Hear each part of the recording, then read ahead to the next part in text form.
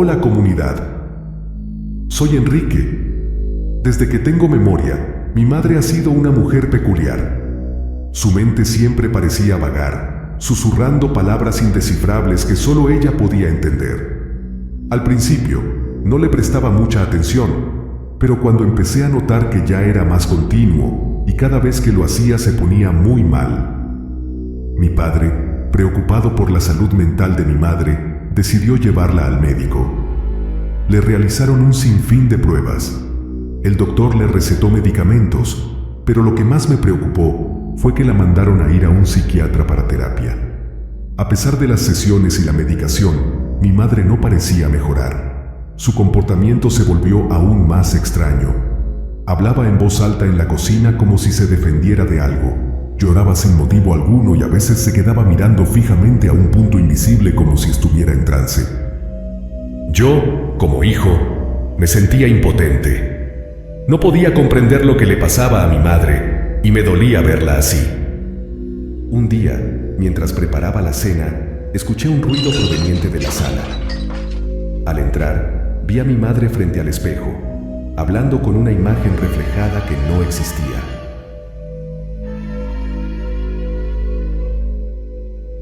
Mi padre, al ver esta escena, tomó la decisión de internarla en un hospital psiquiátrico. No fue una decisión fácil, pero sabía que era lo mejor para ella. En el hospital, mi madre recibió la atención que necesitaba. Le diagnosticaron un trastorno psicótico y comenzó un tratamiento intensivo. Poco a poco, su estado comenzó a mejorar. Dejó de hablar sola y los llantos sin motivo cesaron. El regreso de mi madre a casa trajo la alegría a mi vida nuevamente. Verla era estupendo, pero mejor, escuchar su voz y sentir su presencia fue una sensación de bienestar para nuestra vida. Mi papá y yo tuvimos paz nuevamente. Durante los 2 primeros días, todo parecía ir bien. Mi mamá se reintegraba poco a poco a la rutina familiar, con pasos lentos pero firmes. Su sonrisa radiante y su mirada llena de paz nos transmitían una sensación de tranquilidad que solo ella podía. Sin embargo, la tragedia irrumpió en nuestras vidas de la manera más cruel e inesperada. Una mañana, al entrar a su habitación, la encontramos sin vida. Mi padre y yo quedamos devastados. Solo había una nota que decía: "Lo hice porque ella me obligó". Apenas la leí, me vino a la mente su problema mental. ¿Cómo era posible que mi madre hubiera burlado a todos los médicos que la examinaron? Era algo muy difícil de entender para mí, así que los culpé a ellos. Pero mi padre me contuvo y me centré en lo que correspondía, que era darle sepultura a mi madre. Llegó el día y estábamos todos en aquel momento tan oscuro de mi vida. Transcurría todo normal. Pero cuando tuve que ir a la cocina por más café para los presentes, noté que mi sobrina estaba hablando con alguien. Fue un momento de profunda confusión para mí. Mientras observaba a mi vecina conversando con ese grotesco ser en la cocina, no pude evitar recordar los días angustiantes con mi madre antes de llevarla al hospital psiquiátrico. Si tan solo hubiera escuchado a mi mamá, nada de esto le habría pasado. Fue este detestable ser el que ella veía constantemente y que la atormentaba, y ahora parecía querer hacer lo mismo conmigo y la vecina. La forma en que ese ser se retorcía y hablaba, pidiéndole a la vecina hacer cosas que no voy a mencionar, me llenó de temor y preocupación. Decidí intervenir, advirtiéndole a la vecina que no escuchara a esa criatura. Pero antes de que pudiera hacer algo más, el ser se lanzó hacia mí con una ferocidad inimaginable. En ese instante, una luz cegadora inundó la habitación y escuché la voz reconfortante de mi madre, una voz que pensé que había perdido para siempre. Me ordenó que me fuera con la vecina y me dijo también que ella se encargaría de ese ser espantoso.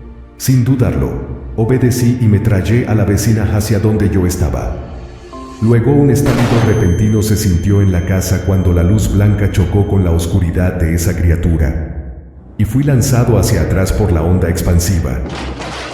Cuando me levanté y no había nada, y los asistentes que estaban en la casa no habían visto ni escuchado nada. Yo, por mi parte, sujeté a la vecina y le dije que no temiera, que ya todo estaba bien, y ella se quedó tranquila.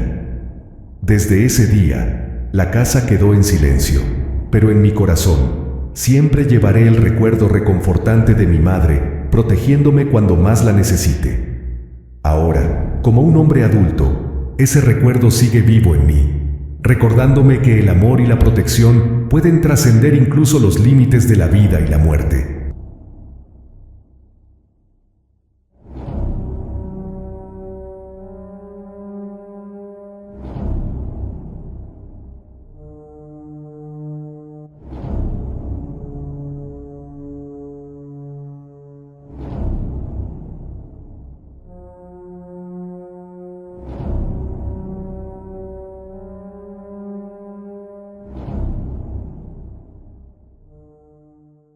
Hola comunidad, esta historia me pasó cuando era joven y recién había llegado a los Estados Unidos.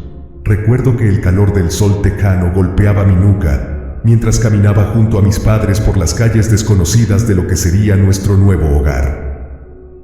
Habíamos dejado atrás todo lo que conocíamos en México, nuestro pequeño pueblo en Acatlán de Juárez, nuestras amistades, nuestras costumbres, en busca de una vida mejor. Yo apenas tenía 15 años y reinaba en mí la incertidumbre de quiénes serían mis nuevos amigos y si me aceptarían en su comunidad. Llevábamos días buscando un lugar donde vivir, pero las puertas a mis padres se las cerraban una tras otra. Los propietarios no querían alquilar a una familia sin trabajo ni referencias. El desaliento comenzaba a apoderarse de nosotros cuando, de repente, mi padre se detuvo frente a una casita vieja y desgastada. «Quizás esta señora nos pueda ayudar», dijo, señalando a una anciana que se mecía en un viejo porche. Nos acercamos con timidez y mi padre le explicó nuestra situación. La señora nos escuchó con atención, sus ojos llenos de comprensión. Resulta que ella también era inmigrante, pero de Polonia. «No tengo mucho que ofrecerles», dijo con voz amable, «pero esta casa ha sido mi hogar durante muchos años. Si están dispuestos a arreglarla un poco, pueden quedarse aquí hasta que encuentren algo mejor». Mis padres aceptaron la oferta de la anciana sin dudarlo. La casa, aunque vieja y descuidada, tenía un cierto encanto. El jardín, aunque descuidado, se podía arreglar. Y, lo más importante, tendríamos un techo que nos cobijaría mientras se encontraba algo mejor. Esa misma tarde, comenzamos a trabajar en la casa. Mi padre, con sus manos fuertes y hábiles, se encargó de las reparaciones más pesadas. Mi madre, con su creatividad y buen gusto, decoró el interior y le dio un toque hogareño. Yo, aunque no era muy hábil con las herramientas, me esforcé por ayudar en todo lo que pude a mi padre. La anciana tomó sus cosas y se fue a su casa donde vivía con su esposo. Días de trabajo duro y dedicación se transformaron en semanas. Poco a poco, la casita fue cobrando vida. La pintura fresca le daba un aspecto más alegre, y las cortinas que escogió mamá hacían ver la casa más acogedora. Finalmente, habíamos terminado de arreglar la sala y los cuartos de la casa. Solo quedaba el sótano, un espacio oscuro y olvidado que habíamos dejado para revisar al final. Con curiosidad, bajamos las escaleras. El crujido de la madera vieja me daba algo de escalofríos. Al encender la luz, un frío recorrió nuestras espaldas. Las paredes y el suelo del sótano estaban cubiertos de símbolos extraños, esvásticas y pentagramas dibujados con pintura negra y roja. No entendía qué era aquello. Mi padre y yo nos miramos con inquietud, pero debo admitir que un presentimiento incómodo se apoderó de mí. Decidimos no seguir explorando el sótano hasta haber hablado con la señora de la casa, quien podía darnos alguna explicación sobre este inquietante hallazgo. Esa noche salimos mi papá y yo y fuimos a hablar con la dueña de la casa. Le contamos a la señora sobre lo que habíamos encontrado en el sótano. Su rostro se ensombreció y una expresión de tristeza nubló sus ojos. «Esa casa tiene una historia», dijo con voz baja. «Hace muchos años, la habitaba una familia que practicaba cierto tipo de prácticas ocultistas. Realizaban rituales y experimentos en el sótano, buscando conectar con fuerzas oscuras. Sus palabras confirmaron mis peores presentimientos. La casa no era solo un lugar viejo y descuidado, sino un refugio para energías negativas. La señora nos aconsejó que no bajáramos más al sótano, que era un lugar peligroso y lleno de malas vibraciones. Nos aseguró que ella se encargaría de limpiar el lugar y eliminar los símbolos paganos. Mi padre quedó conforme, pero yo no. Esa noche apenas pude dormir. Los pensamientos sobre la historia de la casa y los rituales realizados en el sótano no me dejaban tranquilo. Me sentía vulnerable e inseguro. Cada cosa en la casa me parecía sospechosa. Hasta el ruido del viento para mí era una señal de alerta, pero como pude me quedé dormido. Al día siguiente, la señora cumplió su promesa. Bajó al sótano con un balde de agua y procedió a borrar las esvásticas y los pentagramas. Mientras la señora continuaba limpiando la pared, un escalofrío nuevamente recorrió mi cuerpo. Su comportamiento era extraño, como si estuviera en trance. A mi padre y a mí nos parecía cada vez más inquietante. De repente, observamos con horror cómo la esponja que ella usaba se desintegraba en sus manos, dejando al descubierto sus dedos arrugados. A pesar de nuestras advertencias, la señora continuaba frotando la pared de madera con una fuerza desmedida, como si estuviera poseída por una extraña obsesión. En un abrir y cerrar de ojos, lo impensable sucedió. La mano de la anciana se desgarró con las astillas de madera. Un grito ahogado escapó de sus labios mientras la sangre brotaba de la herida.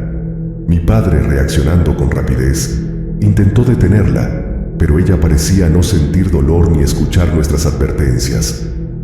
Seguía frotando la pared con una determinación como si alguien la dominara, como si estuviera empeñada en borrar algo invisible a nuestros ojos. La escena era aterradora. Una mezcla de impotencia y horror se apoderó de mí.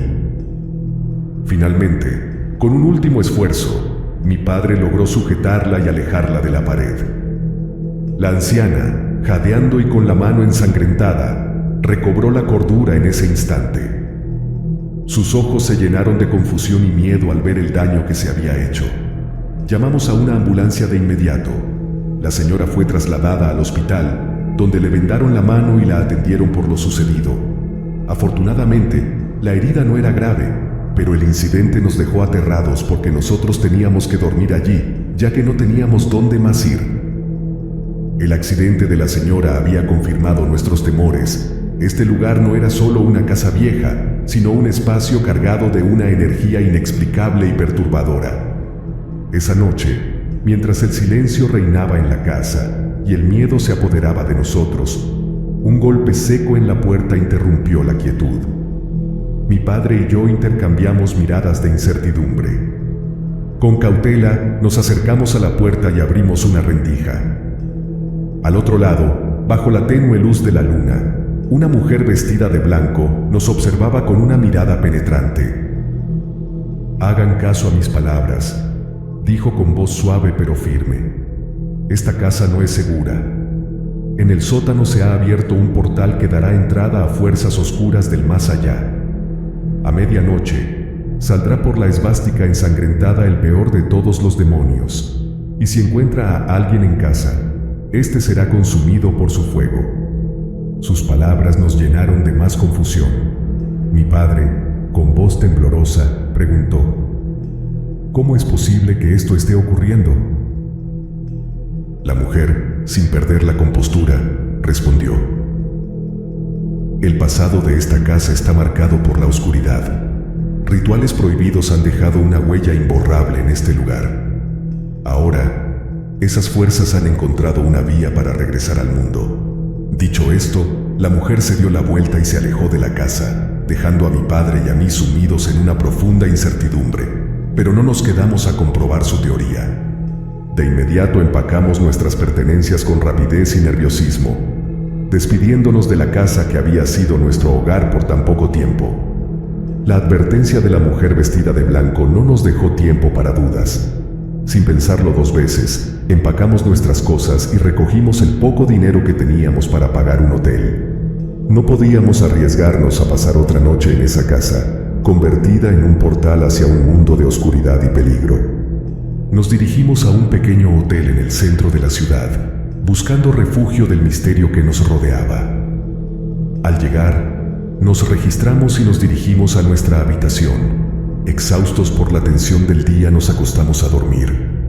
En medio de la noche, un grito desgarrador me despertó de golpe.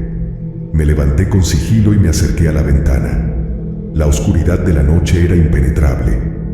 No se veía ningún movimiento ni se escuchaba ningún otro sonido. Tal vez había sido solo una pesadilla o algo producto de mi imaginación.